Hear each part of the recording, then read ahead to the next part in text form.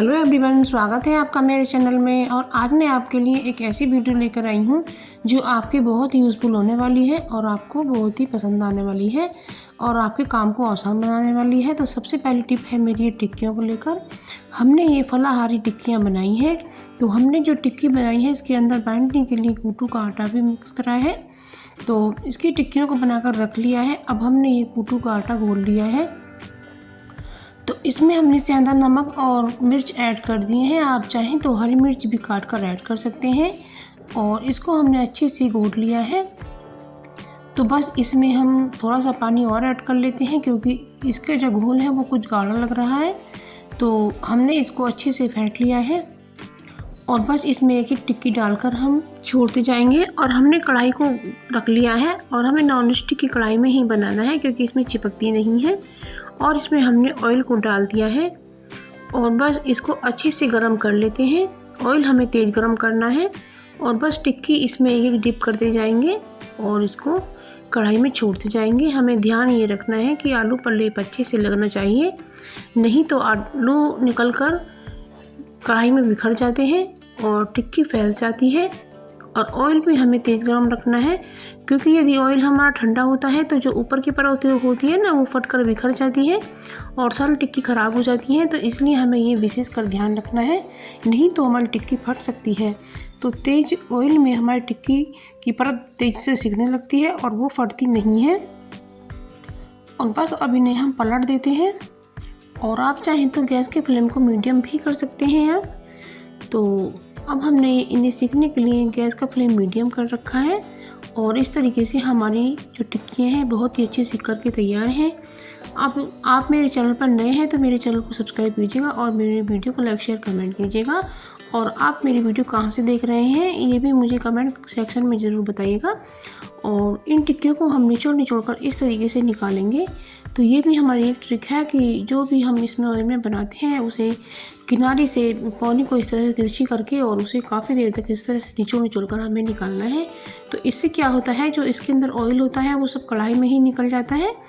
तो इस तरीके से हमारी जो खाने की चीज़ है वो ऑयली नहीं होती है।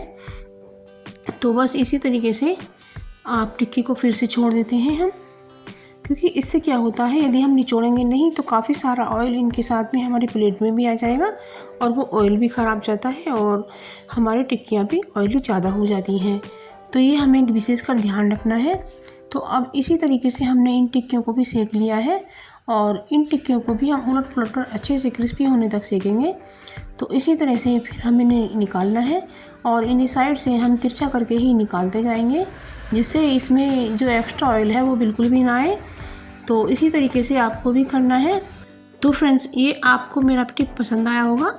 तो फ्रेंड्स, ये भी टिप आपकी यूज़फुल होने वाली है। ये आपके नुकसान को भी बचाएगी और आपके स्वास्थ्य को भी अच्छा रखेगी। तो इसीलिए हमें ये फॉलो करनी है। तो बाकी बची टिक्कियों को भी हम इसी तरह से सेक लेते हैं। अब ये टिक्कियाँ हमारी ना तो चिपकती हैं ना फटती हैं और बहुत ही क्रिस्पी होकर बनती हैं। और हमें इस तरीके से सेकना है जो इनमें ऑयल बिल्कुल भी एब्जॉर्ब ना हो। तो इसी तरीके से हमने अपनी इन टिक्कियों को भी बना लिया है और इनको भी उलट पलट कर हम सेक देते हैं। तो फ्रेंड्स, आप भी अपनी फलाहार टिक्कियाँ इसी तरीके से बनाइएगा। तो इससे क्या होता है, हमारा फलाहार जल्दी से बनकर तैयार हो जाता है और आप व्रत में ये बहुत ही आराम से बना सकती हैं और इसके साथ दही चटनी सर्व कर सकती हैं। और व्रत की चटनी में हींग बिल्कुल नहीं डालना है और नमक का इस्तेमाल जो करना है वो सेंधा नमक का करना है।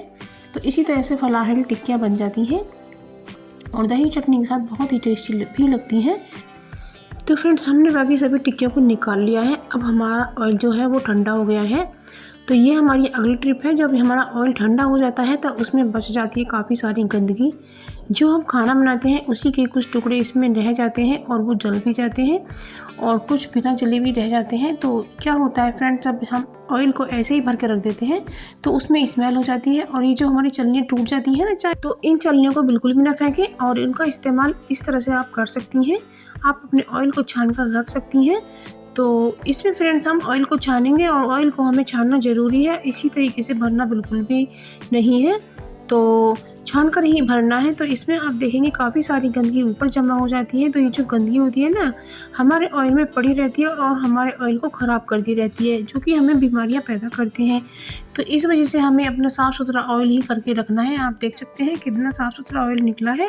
आप इसमें सब्जी छौंकें या फिर पराठे बनाएं तो इसमें बिल्कुल भी ना ही स्मेल आएगी और ना ही गंदगी आपके पराठे पर लगेगी और ना ही सब्जी में जाएगी। तो है ना कितनी कमाल की ट्रिक है, आप इसे ज़रूर से फॉलो करिएगा और आप भी अपने ऑयल की सफाई इसी तरह से कीजिएगा और टूटी चलने को बिल्कुल भी ना फेंकिएगा, वो ऐसे इस्तेमाल में अच्छी काम आती हैं। तो फ्रेंड आशा करती हूँ कि ये टिप भी आपको ज़रूर से पसंद आया होगा, तो आप इसे ज़रूर से फॉलो करें। तो अब अगली ट्रिक आती है दूध से संबंधित। तो ये दूध जो है ना, जब हम उबालते हैं, किसी छोटे बर्तन में उबालते हैं या फिर बड़े बर्तन में उबालते हैं, तो दूध के गिरने की समस्या बनी रहती है। दूध उबल कर आता है ना, तो वो बाहर गिरकर बहुत नुकसान हो जाता है और हमारा चूल्हा भी गंदा हो जाता है। ये होता इसलिए है, या तो हमारी निगाह हट जाती है या फिर हम किसी काम में लग जाते हैं। तो हम ऐसा क्या करें जो हमारा दूध ना उबले। तो हमें ले लेनी है एक चम्मच और इस चम्मच को हमें कढ़ाई के अंदर डाल देना है। तो फ्रेंड्स मैं इसके अंदर इस तरह से डाल देती हूँ और इसे हमें इसके अंदर डिप कर देना है, जिससे कि हमारा जो दूध है ना वो उबलकर बाहर ना आए। तो जब इसको हम अंदर डाल देते हैं तो जो उबलने का प्रोसेस है ना, तो वो थोड़ा कम हो जाता है, तो वो उबल कर नहीं आता है और ना ही वो गिरता है।